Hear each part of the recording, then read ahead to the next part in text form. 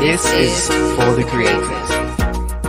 Welcome back to For the Creators, where it's our job to tease out the tips and tricks from all kinds of creatives, whether they're musicians, presenters, actors, directors, DJs, writers, or concert promoters like today. Today we sit down with SMADE, who is the top promoter for Afro entertainment in the UK. We explore SMADE's rise from creating a house party movement to club nights, to hosting concerts with Africa's biggest superstars such as Wizkid, Tiwa Savage and Davido. Sitting down with SMADE was highly inspirational, as he's made a massive mark on the scene, and I think you'll find it inspirational too. So please enjoy our sit down with SMADE. So, thank you so much for joining us today, SMADE. Should we call you SMADE? Well, thanks for having me. You can call me anything, or is really. it Adesegun? Adeshegun. Adesegun. Yeah, you tried. Oh, that was good. I tried. Adeshegun. Yeah, you say the Shegun like there's a H in the S, between the S and the E. Ah. So it's Adeshegun. Adesegun. Yeah, it means the King victorious, kind of, yeah. Oh, wow, powerful. Wow. Do you reckon that set the tone for your life? Yes, I think, because my dad always says that, because my dad is also Adeshegun, so I'm junior. Oh, yeah, because I saw that on your profile. Yes, Yeah. so they call me King SMADE the second. I like that. Yeah. Yeah. Go ahead. So that just nicely, so where do you originate from? I would say I love to say my father's place because it's a village, small town, but I believe one day I'll be back there to make a difference. So I love to say Ipokia. You can't say that word, can you? Is it Ibokia? Ipokia, yeah. Ibokia. It's a part of it's a village in Ogun State, where In my Nigeria. in Nigeria, where my father was born. But if you're asking me where I was born in Lagos State. Okay. Yeah. So I originate from Lagos State, Nigeria. Nice. Wow. Yeah, so are you an only child or? No, I'm not an You have oldest child. siblings? Yeah, I'm the first son of 13 kids. Oh, 13. wow. My father is a king. In every sense of the word. I'm a fake king. He's a king. Wow. I can't do half of OG. that. He's an OG, yeah. Wow. So yeah, I'm the first son of 13 kids. I'm the third child of the family. So I've got two elder sisters. They're like my babies now. So, so I'm like the first child of the family. Yeah. So yeah, I've got like 3 brothers and 8 sisters. Wow. Yeah. So What you was got that a lot like? on your shoulders. Yes, I do. What was that like? Actually, it's fun, amazing. This part of my life is something I take really seriously because I'm a family man. I was brought up that way. So even if we all come from different moms, my dad kind of like, brought us up all together to believe that we're all from one tree. So That's really cool. we love each other. We cater for one another, so Wow. it shows signs of responsibilities and discipline amongst us. Which is Must good. be really character building. Yeah. Yeah, man. That's amazing. So what was it like growing up, like from young in Africa? In Nigeria, not Africa. Well, So broad. okay. In Africa, in Nigeria, Well, in Nigeria, yeah. or maybe my own family, because we were always in the house if we were not in school. My dad wouldn't let us out. Like he was always scared. Maybe we'll get kidnapped or, what's going on out there. So it was, someone has to be with us anytime we went out. Is that because he was a man of prominence in Nigeria, or is that just Kind of. because that's what Nigeria was in general? He's also a disciplined man, so he's always worried about the exposure that we might be, seeing out there if we're free, if we had our freedom and able to go anywhere we wanted to. There was a lot of things going on in Nigeria and still going on in Nigeria, so you just want to keep your own eggs and your own people safe. So he didn't really let us go out as much as we wanted to, but we would go out as a family to like museums, to like bar beach and, go have fun, go to the eateries every now and then. Every Sundays there was something that we had to do something every Sundays, but it wouldn't let us out unless we're going to school. Wow. So the only freedom we had from home was going to boarding school. So yeah, which in itself is quite disciplined as well, right? Yes, it is. Yes, it is, because you go through the punishments of your seniors trying to bully you in Africa and all that stuff in Nigeria. So yeah, my final year was so good because I became the house prefect. So you were the guy. Yeah, I was the guy. So I was looking out for like about 1,000 students. So 1,000 students. I was a Blue House prefect. So Blue House prefect from SS2 to SS3, which is like the final year in high school. Mm. So I looked after 1,000 students. So they were like students from class 1 to 5 that I was responsible for, including my mates. So wow. Yeah. So you was always in a position of leadership. Leadership, yeah. And before that, I was a class captain, like from my second year in high school. I was a class captain. Were you picked? I was picked. Even though I was very shy in class, I was a good student. I was very active, very responsible. I wasn't the best student in class academically, but I was an average student. But I was really active and responsible. But I was also very shy. So would you say that even though you had like a really sheltered upbringing, that going to boarding school made you streetwise? Yes. I got a lot of discipline from home already anyways, but going to boarding school was one major factor of my life that I can never forget, because it kind of molded and helped me grow to become who I am right now, to be responsible, to be the great person that people think I am. Because I always wanted to be the best at everything. There were competitions. I was really good at sports. I ran for my house. I came out with like the best prefect of the year. Wow. I came out with loads of awards. I would say on my graduation valedictory service, that's what we used to call it. I came out with like 6 different awards. Best student overall. Wow. I came out with best prefect, best house prefect. So like my dad and mom were proud. So you were living like a king. I've always been a king. Yeah. Yeah, there you go. So how much do you attribute that to your upbringing at home, where you couldn't go out and like Monday to Saturday, and was you like a leader in your family as well? Yes, my dad always put me in that position to say, look, you're the boss. When I'm not around, when I'm traveled to the States, to London for business, you're the boss. So he's always giving me everyone's passport. So I hold on to everyone's passports. Okay. I'm the man in charge of the cash, the money. So if they needed to get anything, they come to me. Wow. So I've always had that responsibility and discipline as well. And discipline. And if anytime I go to my dad's office, he had a big office then, or still does, I'm the only one allowed to sit on his chair.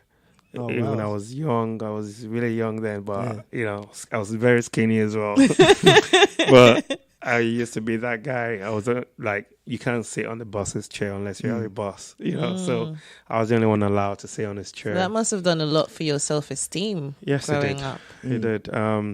Like I said, growing up, I was very shy. I'm still very shy. That's why I wear my shades everywhere. I hate having eye contact with people unless I have my shades on. Look into my eyes. It's dangerous. That's amazing, because now you're, an influential person that looks after loads of people in terms of, events. Like that's a lot of people to cater towards. Definitely. And it just sounds like your upbringing really set you on that course. Yes, it did. It had a lot to do with it. That's amazing. Definitely. Yeah, so you arrived in the UK at 19. Was that to study, or was that you just wanted to be free? It felt like yesterday. I can remember every bit. We haven't said your age, so it could actually be yesterday. I'm a grown-ass man now. But yes, age 19, I came into this country, and that was that gave me a little bit of freedom from obviously my disciplined father that wouldn't let you out anywhere unless you go out with a driver, or you go out with one of his brothers to look out for you. Did you decide to come over here? So the first time I came to this country, it was like about 16 of us. So all his children at that time, and then 2 of his wives, and then two of his other adopted kids. Right. We all came down here on holiday. So when I came here, we were all staying with my auntie. Like, she wouldn't let us go into any apartments or hotels. She was like, "Look, Does your auntie have a mansion? Big enough. She had a 3-bedroom flat that everybody somehow. My older sisters had their friends. They went to their friends' place. Okay. The wives went to their family's place. Okay. It was just a few of us left, but we had a good time staying with her because she had her own kids as well. And each time she came back home to Nigeria, we were always looking after her. So it was like, does that reciprocate there? Exactly. So we all stayed at my auntie's, and she was like, "Oh, what are you doing now?" I'm like, "Okay." At that time, I'd already finished my high school, and I was trying to get admission into a university in Nigeria. So she kind of like talked me into schooling here. So she took me to a few colleges and universities to sign me up. So that kind of like made me interested in schooling here. So I didn't even think about it at first. So when it was time for us to go back, she told my dad, "You know what? I think he should stay back since he's not in school at the moment." So I stayed back and I stayed. And she kind of like, we met recently with this same auntie, and I was like, "You know what? You made a king," because she made me who I am today. That one decision coming from my father, that is a disciplined man, going to another woman that is a superwoman, that she's also strict, but she kind of like spoiled me in a way. Right. She looked out for me, she took care of me, but she made sure I worked hard. She made sure I was working 2-3 times a day around the clock. Wow. And I was making money for myself. So she kind of helped me. I did every sort of job you could think of, apart from working in McDonald's or KFC. Yeah. I did cleaning work. I did everything possible. My dad was not to know about this. Right. Oh, wow. He would be like, "Oh, my own son working as a cleaner." Almost sounds like right? Coming to America. Honestly. Yeah, it does. That's crazy. Trust me. When I tell my father Coming this to story, England. when I tell my father this story, he's like, "Are you guys serious? You actually did that?" He doesn't believe it. That's humbling, though. Yeah, it is. And like I said, it made me who I am today. I think that's probably good, because then you can, now that you're a leader, you'll be able to see that people working at different levels, and you appreciate everyone because you've been there and you know how it feels to be treated lesser than. And I still, like, sometimes I've got about 30 staffs, and when we hang out, when we're together, if not for the beards, you'll think they're my bosses, because that's the way I want them to feel. I want them to feel like I'm part of them. I've shared, a part of them at some point in my life. Yeah. So whatever they're going through, I've been through it. So I try to relate with as many of my colleagues and staff as possible. I love to empower them, because that makes you even more powerful. So yeah. So what did you study? Marketing. Uh-huh. So I did marketing. My first major was marketing. My second was marketing, business, MBA marketing. Yeah. What made you pick marketing? Okay, so growing up, I was my father's accountant. Everybody had like a profession in the house. Okay. So there was a doctor of the house.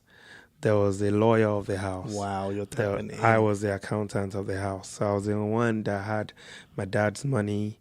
I was the one accountable for giving whoever needed money. So I've always been in charge of money since I was young. So I was the accountant of the house. I always wanted to be an accountant, even though accounting was a major problem for me in school. I didn't like it. But I was the best student in maths. So I knew maths, but my accounting was shit. Can I use that word? Of course. Yeah. Okay, this is very free podcast. Yeah, my accounting was really crap. But let me know if I'm boring you. No. Just looking at the time, because I'm conscious of, your time in it, you have to be somewhere Yeah, no, else. it's okay. So, my accounting was very poor, but I was really good at maths. So when I got here, I thought about what was interesting for me to do. And communications was something I wanted to also do. That was my second option. So then I started finding out about all the things I could do around communications, which then I found out about marketing, and I fell in love with that because, excuse me, a part of me was already in line with what marketing was all about, and I fell in love with it, and I grabbed it, and I enjoyed it while I was studying it, and then I was able to create a business out of it. So did the marketing come first, or did the business come first? The marketing came first. So you graduated. When I stayed, when my auntie got me to stay back. So I stayed. I worked for a month or two. Then I went back home to get my student visa, and I came back here. Okay. To enroll for my college. So they wouldn't take me straight into uni because I didn't have my A levels here and all that stuff. Right, yeah. So I had to do a college first, 1 year college, which I did.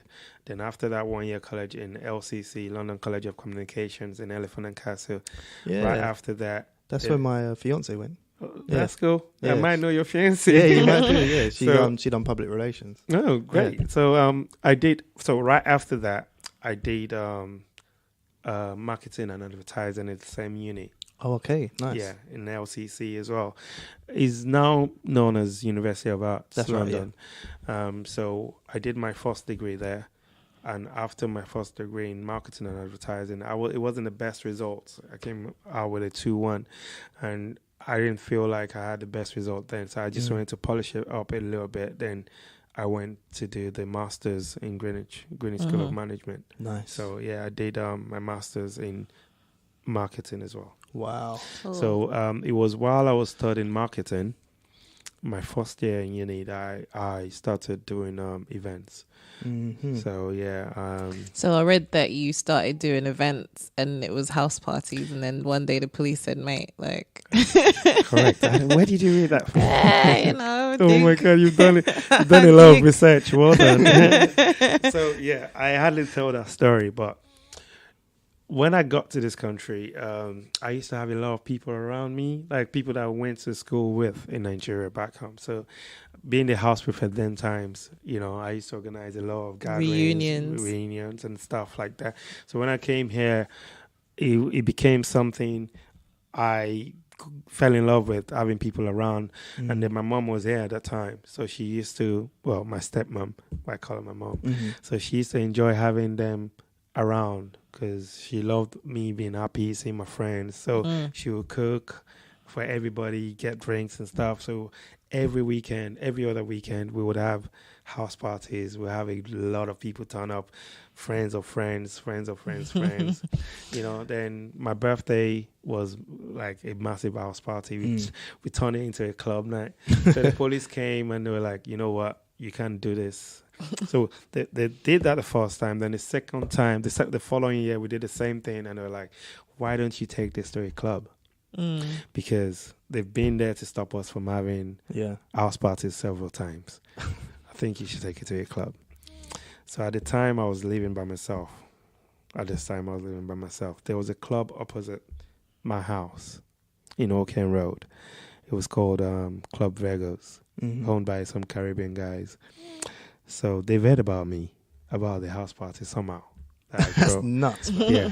So when I approached them, they're like, oh, they've been trying to reach out to me as well. Like, really? They've read about my house parties. They read about it? They've heard. Oh. Someone I was about probably... to say, you're in the news? No, I wasn't in the news then. Yeah, so they said to me, like, they've been trying to reach out to me. So why not start do like a once a month event since you're not like a promoter? I was like, a promoter what? They're like, a promoter. I didn't know what a promoter was. I didn't know the meaning of a promoter. Because it just came naturally to you. Do you understand? So they gave me once a month events, which I started promoting. At that time, I didn't use that word promoting, but I just started organizing people started, telling people about this party I was going to throw. So people from my school, my old school friends, family, I just started telling everybody about this little exciting party that I was throwing, So we did the first one, and it was amazing. Like, the guy was like, "You're even doing better than my promoters." So I think, really, yeah. So it was like, I think you should take this seriously, and that was it. So the first one was amazing. The second one was great. The third one, so I started October 19th, 2007. Sorry. Yeah. Okay. So October 19th, 2007 was my first ever party. wow, So it's going to be 11 years next month. yeah, Crazy. Yeah. So that was my first ever party, and it was really nice. It was amazing, and everybody fell in love with the creativity around it and what I was trying to do. So, and there was not so many Afrobeats parties then. yeah. And that was like when Afrobeats was really born, just around that time. So we were promoting more of Nigerian African music than anybody else. I was going to say this because obviously now it's like the biggest thing, but 10 years ago, there was no scene for it. Really. Yeah, there wasn't no scene for it, but there was a demand for it. So there was definitely a demand coming, because I remember, because I was saying to Ryan, I had this experience. Did you ever have any raves at that Governor Bar? Yes, I did. I used to do Governor Bar every Friday. Exactly. There you go. Oh, geez. I've had memories at Governor's Bar. We started off Governor's Bar. So Governor's Bar, every Fridays we used to do that. Yeah. I did that for a couple of years. Then I thought like I needed a bigger challenge. I wanted a different crowd because Governor Bar was in the east side. And I wanted something more central and more, in the city. So where people can meet from different parts of London rather than just keeping in the east side. Yeah. So that was why I left Governor Bar to look for a different challenge. So did you do like the Nigerian independence parties as well? Yeah, we did. We've done it every year, literally. You have to represent your country. Yeah, so we did all the Nigerian independence parties. Sometimes, like in the last 7 years that I've been doing concerts, I've been doing Nigerian independence concerts, and I feature an artist. So how did you make the transition from club host to now sort of managing gigs and tours? So good question. So from having the club hosting, seeing people scream out when they hear their favorite artist come on the speakers, and like, oh yeah, I love this guy. Then at that time there was the band Don Jazzy, I don't know if you know them, and there was Two-Face, and there was Nice, and there was a couple of other guys like Timaya and all that, Ginger guy, there's this guy Terry G. So there was a couple of other one-offs that would come with a banging song, but I started working with some guy called Coco Bar. We shared an office in Canary Wharf. So before I started working with him, I think it was 2009. He was having problems selling one of his shows. It was a Debanch concert. And he heard about this little guy that was doing it at the time. And then he reached out to me, and I said, you know what, give me 1,000 tickets. Give me 1 week. And then 1 week came by, and I came with a lot of cash. I put it on his table. It was like, how did you do it? Because I was studying marketing. I just put, sometimes I even do it now. I go back to my textbooks and I see ways of, yes, I still do it. When I hit the wall and I don't know where to go, like. It's funny that you refer to textbooks, because I always think like, would the textbooks still apply to? Yes, it does. 2008. Knowledge is light, and if you don't know, you have to just research or read. You go online sometimes and research things, and how I sold it then was just it was just about reaching out to the target audience. So I took 1,000 tickets, listed all the Nigerian barber shops that were in London at the time. There weren't so many, But I listed everyone in north, east, west, south. And then I listed all the Nigerian eateries, like takeaway shops and restaurants. I listed all the major ones, east, north, west, south. And I went to every single one of them and I gave them 20 tickets each. Say, take 20 tickets, I'll come back maybe next week. You know, people are going to come for tickets. Just charge them £1 booking fee, and, you know. So that was how I sold all those tickets. So I went to like really I listed about 50 outlets, just about 50 outlets, and then I went on my. Then the BBM was the shit then. So I went on my BlackBerry, and I created a broadcast group like for about 1,000 people. I was always collecting BBM pins and stuff because the database. Exactly. So I just put out a press release like, you know what, this is going on in like 2 weeks, blah, blah, blah. Tickets almost sold out, but you can go to your nearest outlet, wherever you are. So Cocoa Bar was focused on online and TV and all that, radio adverts. But I believed in reaching out to your grassroots, your target audience, and that worked. And before you knew it, all these outlets were calling me, we need more tickets. We sold out on tickets. So I just went back to Cocoa Bar with money and like, can I have some more tickets? They're like, how did you do it? What did you do? Oh my God, we've been trying to sell these tickets. So with the joint effort promoting that show, it was sold out. That's incredible. A ticket that I was selling for £25 a week before, on the day of the show, I was selling it for £150. That was how crazy it was. People were calling me, I need tickets, because the demand was, and the hype and the buzz was just crazy. Bloody hell, man. So yeah, that's... Because that's actually one of the questions I wanted to ask you, because now you're in a position of leadership. Do you miss that? You know, getting your hands dirty, or do you still get your hands dirty in terms of going out there and promoting? Because I know that must be part of the buzz of it all. I still very much get my hands dirty. It's still part of me. I can't change that for anything. No matter how rich I get, I think I'll still go out there, you know, to shopping malls. I'll still have flyers on me to give out to people. Yeah. Like, I can remember, like, there was the England and Nigerian match, or Serbia Nigerian match. It was in Northwest London, and I had a show coming up. I think it was Yemi Alade. I had 2 shows coming up at that time. It was Fowles and Yemi Alade, and I had the flyers on me. So I just went there with a couple of my team members, and I was giving out flyers, putting out flyers on cars and stuff at the car park. And when the match finished, a lot of people saw me like, SMADE? Are you serious? You're giving out flyers? I'm like, yeah, it's my show. Good. Guess what? They joined in. They took some flyers. I'm like, this is amazing. I love what you're doing. Like, you're not sitting back in the office and let people do this. I'm like, no, this is what made me, and I can't stop it. You know, you have to show. You know, you have to lead. You don't just be a boss and sit back in the office and wait for them to, because you need to show them how it's done. And that's the way you can get the best out of them. A lot of people don't know that. You know, I can definitely sit back and be a boss and just, you know, control things. But I just want to show them how to also lead by example. It's incredible. It's incredible. Yeah, so I always enjoy it. You know, I put posters like up myself for the, you know, the gums and whatever I have to stick on the walls. I do it. You know, I work, you know, day and night to make the shows sold out. What goes into the shows to keep them fresh, keep them creative?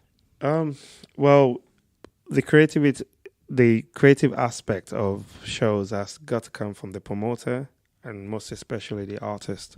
So whatever we're presenting to the crowd is based on what the artist is going to show. The performance and the music depends on how exciting it's going to be. I mean, there are some things I have to factor as well, like the warm-up acts, the host, the comedian. If the host is like someone like Eddie Cardi, who is always dancing, got funny dance steps, he's a comedian, it also helps. So those are the creative sides of things that you have to factor to entertain your crowd. But we always give an experience. Now, talking about experience, our productions are always sick. We don't just put an artist on stage and just say, you know what, just go perform. We love to create experiences. Something you go to Beyonce's show and you see the whole experience. Yeah. Exactly. Yeah. That's where we're getting to. You know what I mean? Like, if we have the same funding that Beyonce is getting, we'll be giving a bigger experience. But what we're doing right now is okay. You know, it's good enough. Within your remit. Yeah. That's dope, man. That's dope. So what would you say? Because there's a lot of promoters out there. I remember going out with some promoters and handing out flyers back in the day. Yeah. What would you say sets you apart from the rest of those? Because obviously you've taken it to the next level. Like, what is the formula? What is the formula? I'll let you guys answer that for me. It sounds like a lot of hard work. I think a lot of promoters shy away from investing in the culture, you know, unknowingly. Because I do tours, I do club nights, and I do the concerts. Now, you don't always make money from all of these things. And some promoters are just about their money. Some of them are not for the culture. I am for the culture. I want to grow arts that are not known. For example, when I did Davido's ever first concert here in the UK, a lot of people were like, no, he's not that big. You know, he's not going to do like whatever. You know, his father is rich. You know, yeah, he has one or two big songs, but that's just about him. But I believed in him, and I wanted to grow myself, my brand, and I wanted to see Davido as well grow. So what sets me aside from other promoters, some of them are not really original about the growth. Some of them are about the money, the business aspect. But I am really passionate. I see the next 10 years, and I see Afrobeats topping the charts 1 to 10. That's exactly what I see, and I want to help grow that. I want to be part of that process. I've been from the start, and I still want to invest more. You know, so like if you're a promoter now and you do a show and you don't make the right money that you think SMADE is making, you will run away. You're like, I'm not doing this again. I've just lost £50,000. So that's good for you, though. It's good, but just weed them out. Now, the even better side of it is now a lot of artists now trust the brand because I've been working with them from the start, and then based on what the repertoire says, you know, I always deliver, and it's not just putting the shows together. In the process of putting those shows together, how do you promote those artists? How do you promote their brand? What do you do? When I bring artists down, we do a press tour for them, take them to BBC, Vox Africa, Ben TV, radio stations, ABN, you know, take them round. So it's all round. So I'm adding value to their brand. So that they're happy to see that. And I always show that on my social media. I always show the process. No, I've what seen we do. that with them. Did you do Tiwa Savage? Yes, correct. So I saw that whole, and it was amazing. well promoted and everything. Like Yeah, that. correct. The videos, everything. And I always do a countdown to the shows as well. Yeah, it's a hype So hit. let people know about the songs, remind people about the songs, do mixtapes, you know. So all this is a full package that I'm willing to even give to everyone for free. That, you know, because I want more of SMADE's events out there so that the culture can grow. Yeah, and it's very I want evident. I want more Wizkids, 10 Wizkids, 10 Davidos. I'm not going to be able to do all of them at the same time. So I want other people to be able to do it. Yeah. So I'm willing to give my ideas and share my knowledge that I have. I also saw a comedy event on your website as well. So is that something that you're branching out into? Correct. So this is our first ever comical show, like comedy show. It's also promoting the Nigerian Independence Day. So this is something different from the usual like concerts. So I just wanted to try something new, something different. So I'm not someone that just sits back on, you know, in my comfort zone, and just, you know, continue to do so that concert. That's working. So that's all so I like trying different things. Like last year, I did Diamond Platinum from East Africa, which is not really my region, which is not really what I usually do, but it was a lot. It wasn't a sold out show, but it was a very good show. Diamond performed like about 50 songs. Wow. That 50? no one, like, he was on stage for 2.5 hours straight. And he did well. He did the right numbers. It was a good show. Well, I mean, things like that will set the scene and set the tone for like the next 5 years. So even though I didn't make a lot of money from that show, I managed to gather a lot of clientele. And attract a new audience as well. Way different audience, way different clientele. Like the East African now see me as part of them because I've actually reached out, and I didn't just put him in one of these holes. I put him in the same Indigo hole too, where I put the same Davido, the same Wizkid, and they respected that. Because even their own promoters don't put these artists in these big venues. So the fact that I did that, they felt like I was one of them, and they started coming to my other shows. You see, so how important is it for you to continually stay ahead of the curve with Afrobeats and invest in, like you said, East African culture? So in terms of investing, in terms of staying ahead, I don't know. I think I just work hard. I don't know how it happens. I can't really say. Like, right. I've got a concert coming up in January, which is like 4 or 5 months away. That's O2 Arena. Wow. Like 20,000 capacity Davido concert. I've got big shows planned with Live Nation for next year. So I've got festivals planned with big companies for next year. So that's how it works. I'm already talking to an artist about 2020, doing a tour. Well, I think the reason why it's probably all falling into place to you is because your why for doing it is not all about the money. You're investing in the culture. In the culture. It's full of culture. So people recognize that and they see the vision. So things automatically, you're going to attract these things anyway. Because you're coming from a pure place. Correct. And it's also consistent. Consistency. Consistency is key. So exactly. When they see that, they see the seriousness. And I guess. So African music is having a moment in mainstream culture. What would you say to the people that would say that it's just a moment and it might wean off? What would you say? Just because you said about you envision the top 10 being all Afrobeats artists, which it can be. What would you say to the people that don't necessarily think that this is here to stay? Well, they've been saying it for 10 years and we're still here. And we're even bigger than we were 10 years ago. So the next 10 years is going to shock a lot of people. We have the mainstream, artists now looking for us. The biggest song last year was produced by Wizkid, Drake, One Dance, and we've had many more features, international features, since then. There's Lows by Davido and, so many other international acts, Wizkid, Techno and Sierra just did one recently. That's right. Yeah. There's been Wizkid and Chris Brown, Wizkid and Drake. There's been Davido and so many others. Davido and what's his name again?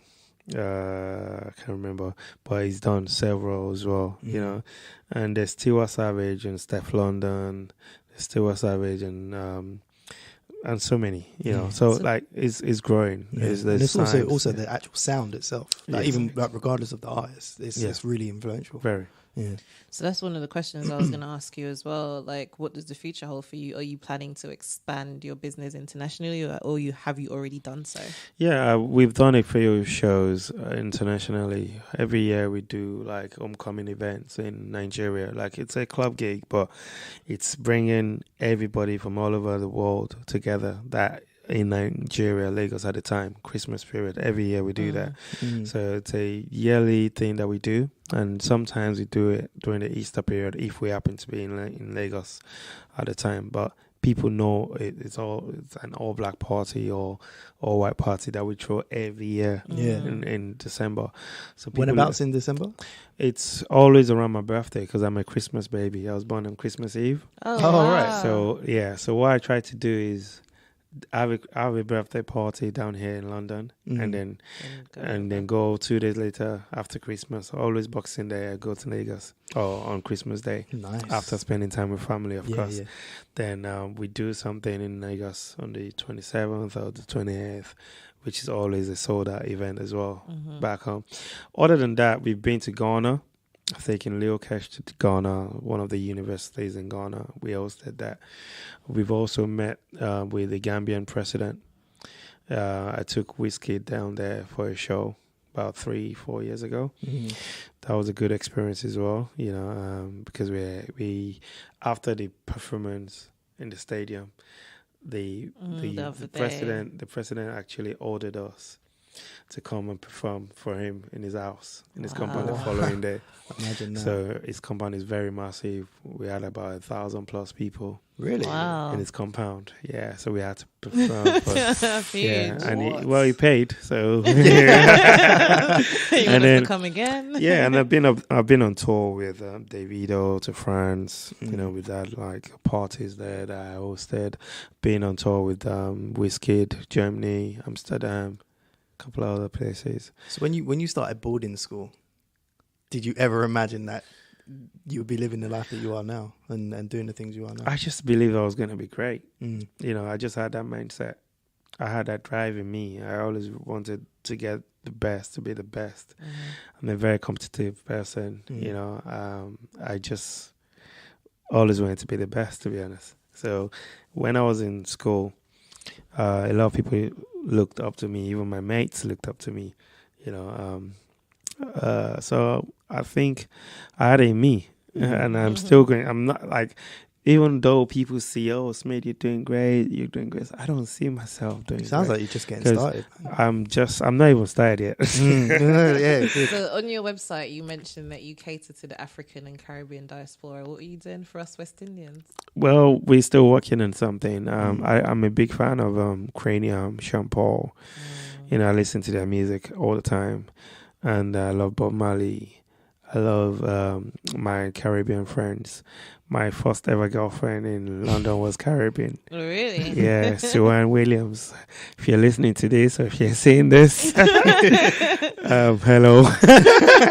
So we went out for like a year plus. Okay. She was Caribbean, like she was from St. Elizabeth in Jamaica. In Jamaica, yeah. Nice. So, like I have love for Caribbeans. I believe we are all one. Exactly. Exactly. 100%. Like I said before we started this interview or podcasting, I don't know if I mentioned it, but I'm looking forward to go to Dominican Republic. Yeah, you did. Yeah, that's one place I'm looking to go to. I think you'll be inspired when you go there. Yeah, I can't wait. Absolutely. I don't smoke weed though. You don't need smoke to. the reefer. You don't need to be inspired, man. So I know that we've spoken a lot about the highs in your career. Has there been any lows? Has there ever been a point when you thought, "Oh, mate, just can't be asked to do this anymore"? Not that, but I've had lows, like a lot of lows. You definitely are bound to get there, no matter what you do in life. So what do you think are some of the things, because I know that you said before, especially like monetarily, when, most people will see you as a promoter and think that you're probably making hundreds of thousands from each show. What is the reality as a promoter? The reality is, if you know your onions, if you know what you're doing, you have to have you have to plan. A lot of people just believe they can just throw themselves into it. You have to research. You have to check the numbers if it's going to make you what you're expecting to make or not. So, before I get myself into any show, I have a spreadsheet that I work on. Numbers, tickets, prices, and all the stuff. How many do I want to sell at sold out? How much am I expecting? Am I overpaying staffs? Am I overpaying on production, logistics, artists, fee, and all that stuff? So if you know what you're doing, once you have your money back, you've had a successful show. That's my advice to anybody out there. So is that breaking even or actually making a profit? breaking even. So once you break even, for me, because I'm my own investor, I invest in like 99% of my shows. So it's like keeping money away. So when you finish that show, you get your money back. Yeah. Do you understand? Reinvesting as well. Reinvest in it. So it's like having money to hide away somewhere, knowing that you're pushing your brand with that money. So even though I don't get the money I'm expecting to get, I know that I'm using that money to build a brand. Yeah. Does that make sense? Yeah. Makes complete sense. So that's exactly what I do with my money. But and how much do you attribute that to being the accountant in the family? Come again? You know, when you said that when you were growing up, you were the accountant in the family. Do you think that somehow gives you an edge over other promoters as well? Just having a good understanding of money and how to balance the books? It does, but I can't really tell their own experience growing up.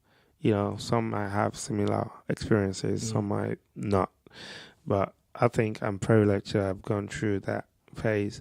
You know, my dad teaching me the principles of business and how to manage money, how to value every penny, no matter how much you have. You know, that really helped me growing up. So yeah, I think, yeah. Yeah, it sounds like it. Definitely.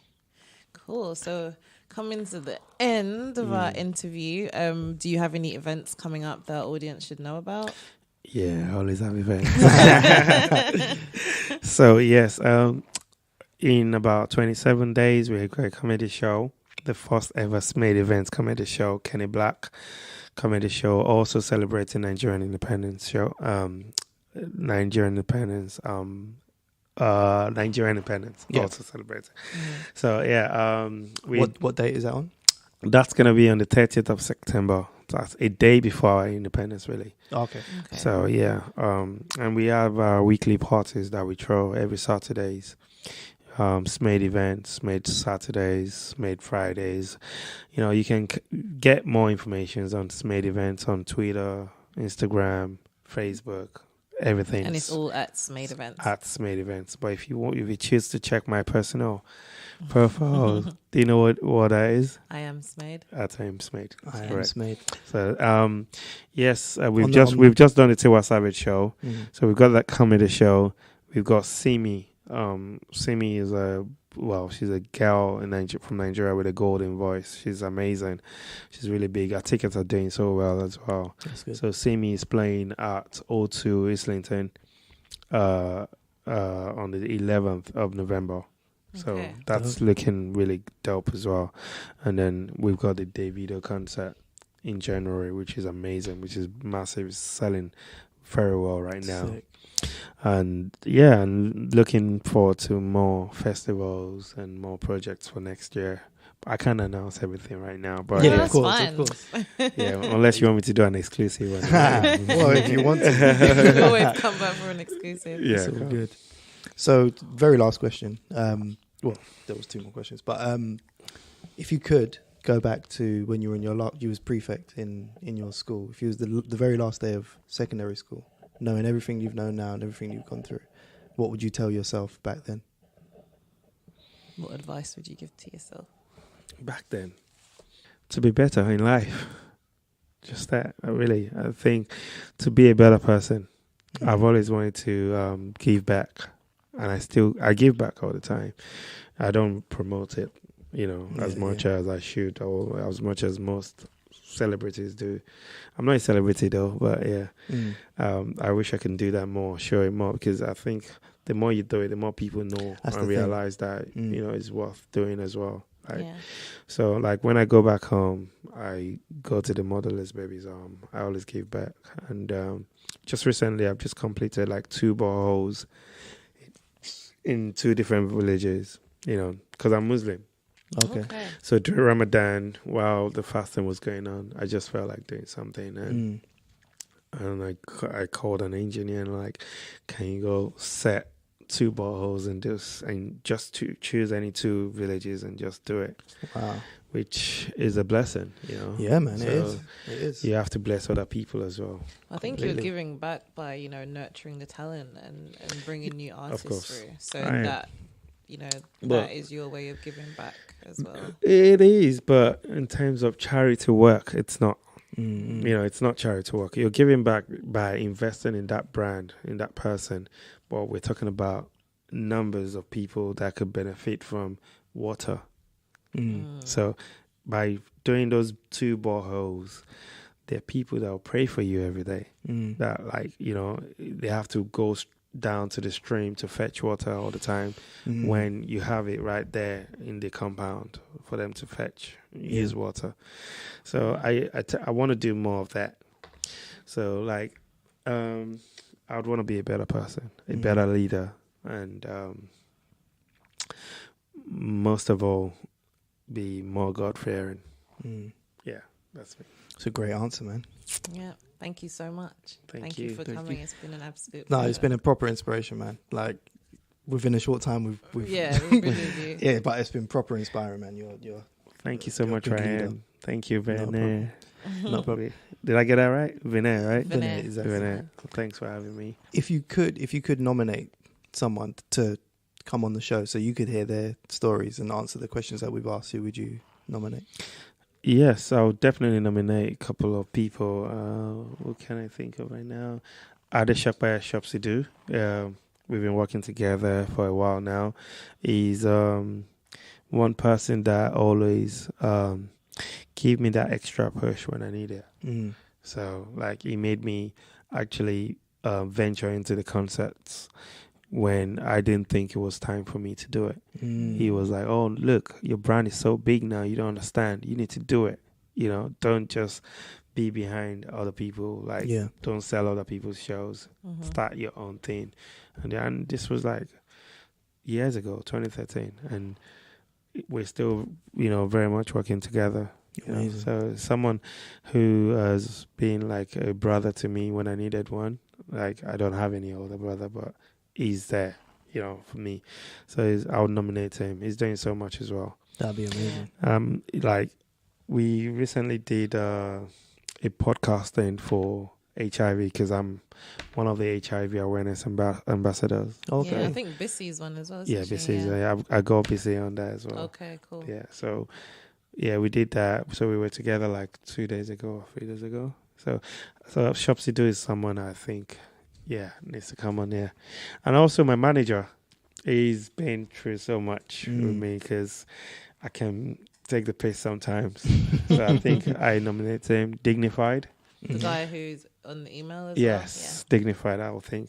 And he will have a lot to share with you with how Absolutely. the events run, and his experience. Yeah. Yeah. Incredible. Thank you so much. Thanks for your time. Thanks, Ryan. I really appreciate you. Appreciate you, Thanks man. for having me and No, my it's a boring pleasure. self. It's an honor. It's an honor. Who knows? We might be able to work on the Afro Beats podcast one day. Yeah, maybe. I think so. Cool, man. Yeah. Thank you so much. Thank you very much.